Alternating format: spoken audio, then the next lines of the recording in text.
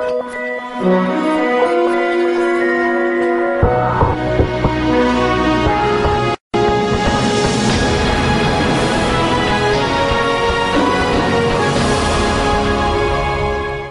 Back नाजरीन। Doctor साहबा बात कर रही थी कि बाज घरों में मारूसी, बाज खानदानों में मारूसी प्रॉब्लम होता है किडनीज का। अगर फैमिली में कोई एक मरीज किडनी का पाया जाए तो बाकी लोगों की स्क्रीनिंग होना बहुत जरूरी है। जी डॉक्टर साहबा। जी बिल्कुल, इस लिहाज से अवेयरनेस बहुत अहम है कि हमारे यहाँ कज़न मैरिजेस भी बहुत हैं। कुछ ऐसी मारूसी बीमारियां हैं जो कज़न मैरिजेस के साथ एसोसिएटेड है या उसकी वजह से उनका ज़रा चांस ज़्यादा हो जाता है। इसलिए ऐसी फैमिलीज़ जिनमें अगर खुदा न खास्ता एक ऐसा बच्चा पैदा हो जाता है जो गुर्दे की बीमारी माँ के पेट से लेके पैदा होता है, वो फिर उन पेरेंट्स के लिए बहुत अहम है कि अगली दफ़ा वो शुरू से उस चीज़ को देखेंगे, क्योंकि आजकल अल्ट्रासाउंड खासा एडवांस हो गया।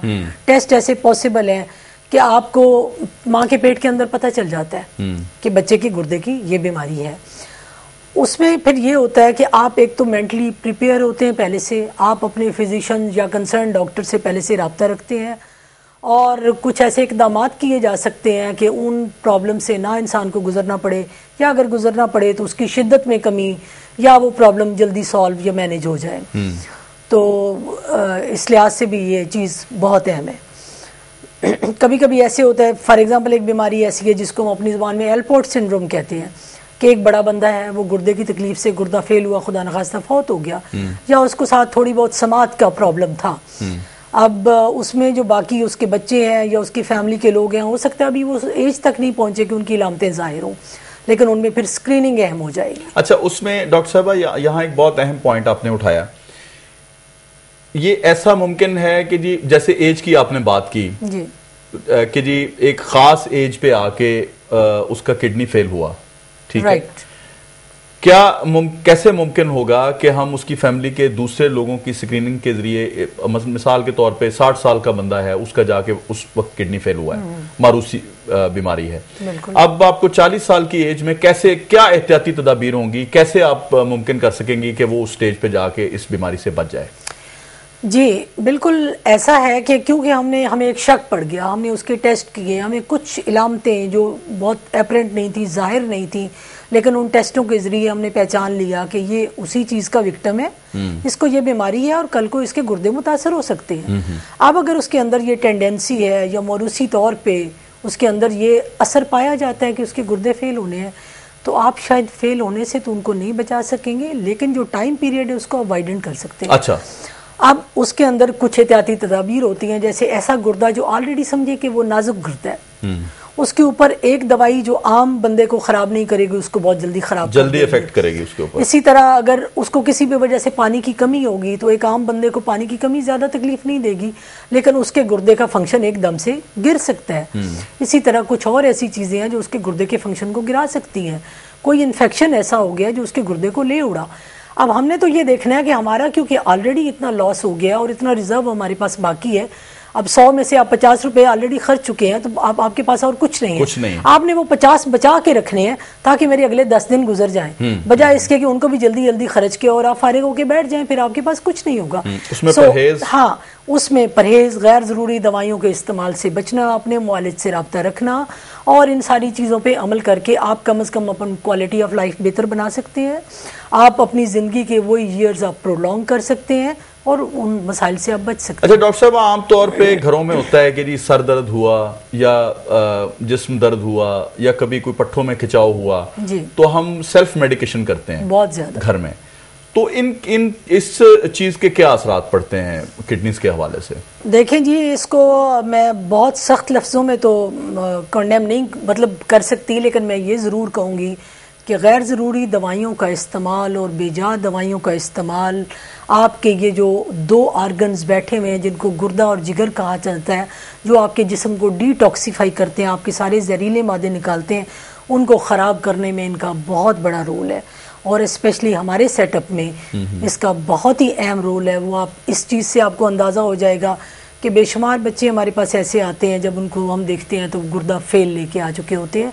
पता चलता है जी गैर ज़रूरी दवाई उस हकीम से ली, उस डॉक्टर से ली, खुद से दी, इस वजह से दी, उस वजह से दी, और उसको इग्नोर करते रहे। यानी गैर मुस्तनद डॉक्टर्स जो हैं उनसे इलाज कराना भी आपको गुर्दे का मरीज बना सकता है। और कभी कभी ऐसे होता है कि गुर्दे की दवाइयाँ, आप दवाई किसी भी वजह से दे रहे हैं, लेकिन दवाइयों से एक नेचुरल रिएक्शन हो जाता है और वो किसी भी बहुत अच्छी दवाई से भी हो सकता है। हर दवाई का कुछ ना कुछ तो साइड इफेक्ट है, उनको नजर में रखना, उनको फिर इग्नोर नहीं करना होता। एक तो हमारे यहाँ बिल्कुल ये रवाज नहीं है कि जिस तरह एडवांस्ड कंट्रीज में होता है कि वो रेगुलर चेकअप्स कराते हैं, रेगुलर अपने टेस्ट कराते हैं, ताकि उनको पता चलता है मतलब 3 माह बाद या 6 माह बाद या साल बाद एनुअली। यहाँ पे तो जब टर्मिनली सिक होना है, बहुत हालात खराब होने हैं, फिर मरीज को लेके आना है, तो वो बहुत लेट हो चुका होता है उस वक्त तक टाइम। तो इसलिए गैर ज़रूरी दवाइयों से हमेशा इज्तनाब करना। कोई भी इलामत सामने आए, जब आप महसूस करें कि बच्चा ठीक नहीं है, बच्चे की तबीयत गिरी है, बच्चे के पेशाब की रंगत में तब्दीली है या उसकी ग्रोथ ठीक नहीं हो रही, तो फौरन रब्ता करें, फौरी तौर पे जी, और अपने टेस्ट। अच्छा डॉक्टर साहबा, आम तौर पे हम देखते हैं कि जैसे मिसाल के तौर पे हमने बात की कि जी आप किसी और बीमारी में मुब्तला बच्चा आया, डॉक्टर को तो बाद औक़ात जब आप उनके टेस्ट वगैरह करवाती हैं, जब बीमारी को आप, मैं दूसरे लफ्ज़ों में ये कहूँ कि इलाज के लिए आप जब उसकी तशखीस करने की तरफ जाती हैं, तो आपको अंदाज़ा हो जाता है कि इस बच्चे में किडनीज का भी प्रॉब्लम है। आम तौर पे आप क्या देखती हैं कि जब आपके सामने कोई बीमारी आती है, तो आम तौर पे बच्चा किस स्टेज पे होता है जो इस तरह से आप तशखीस करती हैं? एक तो सामने आ गई ना बात कि ये बच्चे को पेशाब रुक गया, या उसमें पीप आना शुरू हो गई, या उसमें सुर्ख पेशाब आना शुरू हो गया लाल रंग का, लेकिन जब इस तरह से आप बच्चा नॉर्मल फील कर रहा है, उसको किडनीज का कोई पेशाब का या किस तरह की कोई तकलीफ नहीं है, तो वो क्या स्टेज होती है? वो आमतौर पे जी इब्तदाई स्टेज होती है, जो कि हमारे लिए इस लिहाज से बड़ी अच्छी बात है कि उसको जब पिक कर लिया जाता है और फिर उसको एहतियाती तदाबीर और उन गैर ज़रूरी दवाइयों से बचा लिया जाता है, तो आमतौर पे ये जब बच्चे रिकवर हो जाते हैं और ठीक हो जाते हैं। लेकिन हमेशा ये याद रखना बहुत ज़रूरी है कि कोई भी इंसल्ट, हमने किडनी की इंसल्ट की है, उसको हमने थोड़ी बहुत छेड़छाड़ किसी भी वजह से, किसी बीमारी सी हो गई है, वो रिकवर कर गया, लेकिन ये किडनी थोड़ा सोर हो गया है, ये एक आप समझे कि लेबाइल हो गया है, इसको दोबारा कभी भी जिंदगी में अगर कोई और इंसल्ट इसकी होगी तो हो सकता है ये मुतासर होके अपना काम करना सही तरीके से ना कर पाए या छोड़ दे। इसलिए ऐसे लोगों को ये अवेयरनेस देना बहुत ज़रूरी है और उनको ये बताना चाहिए कि ज़िंदगी में कभी भी कोई मसला हो या उसको नज़र में रखें और कभी कभार टेस्ट करा के उसको देखते रहें कम से कम। अच्छा, आप बच्चों के गुर्दे मिसाल के तौर पे कुछ आपने कहा जी कुछ मेडिसिन से रिकवर हो जाते हैं, क्या स्टेज होती है कि आप मेडिसिन से वो बीमारी जो है वो रिकवर कर लेती हैं? किस स्टेज पे मेडिसिन काम करती है? फिर हम आगे चलते हैं फेल्योर की तरफ, के जब फेल हो जाते हैं तो क्या? अब अगर हम इसको आसान तरीके से बात करें तो आप कहेंगे इसको 5 स्टेजेस में डिवाइड किया जा सकता है। पहली स्टेज आप वो कहेंगे कि जिसमें हमने बड़ी बारीकी से कुछ टेस्ट देखे और उसमें हमें पता चल गया कि ये गुर्दा, उसमें क्लियर कट फेल होने वाली बातें नहीं है, लेकिन इसको हम स्टेज 1 जरूर लेंगे क्योंकि ये आगे बढ़ेगी तकलीफ। सो ये वो गुर्दा है, इब्तदाई स्टेज जो है। जी बिल्कुल, इब्तदाई या पहली स्टेज आप इसको कहेंगे। इसको इसकी काउंसलिंग करना, इसको सारी तकलीफ के बारे में अवेयरनेस देना, बताना, इसको हर उस गैर ज़रूरी चीज़ से बचाना, इन्फेक्शन से बचा के रखना, इस बच्चे के लिए बहुत सारी अच्छे होराइजन उसमें हो सकते हैं और वो बच सकते हैं। स्टेज 2 आप कहते हैं कि जब वाकई जिसको कहा जाता है सीरम क्रिएटिनिन या ब्लड यूरिया, जो गुर्दों का जहर उर्फे आम में कहा जाता है, वो ब्लड के अंदर बढ़ना शुरू हो जाता है।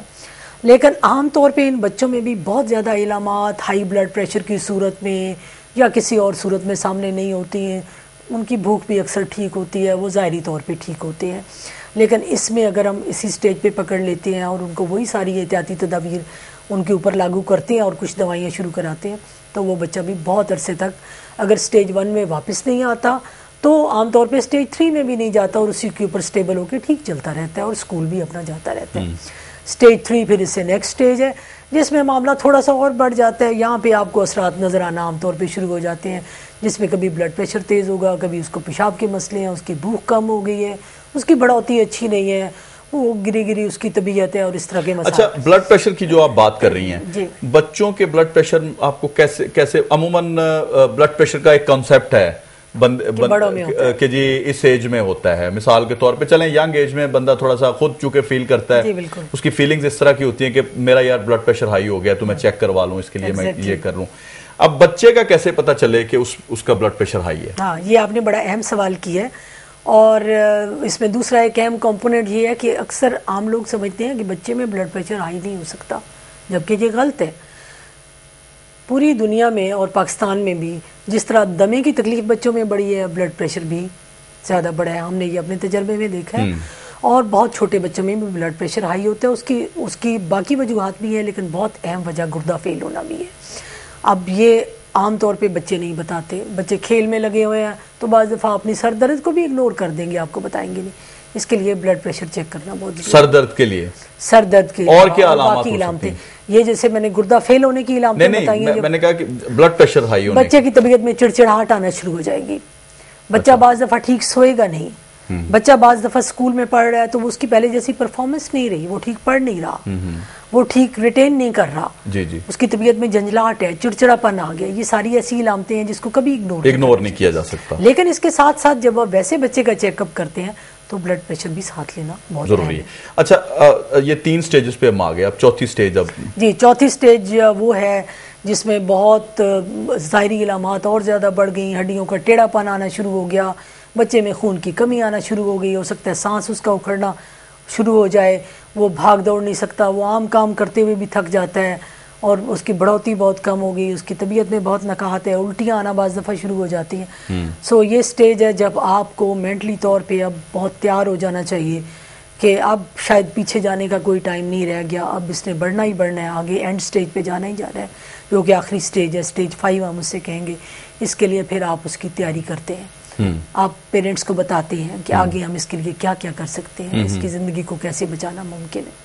अच्छा डॉक्टर साहब, हम चौथी स्टेज पे आप आ गई जी। अब 5 स्टेजेस का आपने 5वीं स्टेज जी, आखिरी स्टेज हम उसे कहेंगे, या स्टेज 5 कहेंगे जी।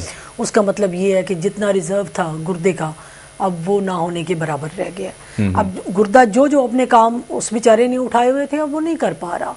मसलन वो जहरीले मादे नहीं निकाल पा रहा, नतीजतन वो सारे जहरीले मादे जिस्म में जमा हुए। अब जहाँ उनको कोई जगह मिलेगी उन्होंने उसके ऊपर असर करना है, दिमाग पे असर करेंगे तो बेहोशी वाली कैफियत हो सकती है, दिल पे करेंगे दिल कमज़ोर हो जाएगा, जिस्म में नकाहत हो जाएगी, कै बहुत ज़्यादा कै मतली, भूख नहीं है और इस तरह के सारे मसाइल होंगे। अब उसके साथ साथ हो सकता है उसका पेशाब बिल्कुल बंद हो जाए, या हो सकता है पेशाब आता रहे, जिस्म में पानी भर जाए। गुफ्तगू का सिलसिला शुरू करेंगे। नाज़रीन, एक छोटा सा ब्रेक है। डॉक्टर साहब ने 5 स्टेजेस की बात की, इब्तदा से लेकर 5वीं स्टेज तक उन्होंने तफसीलन बताया। अभी वापस आते हैं, हमारे साथ रहिएगा।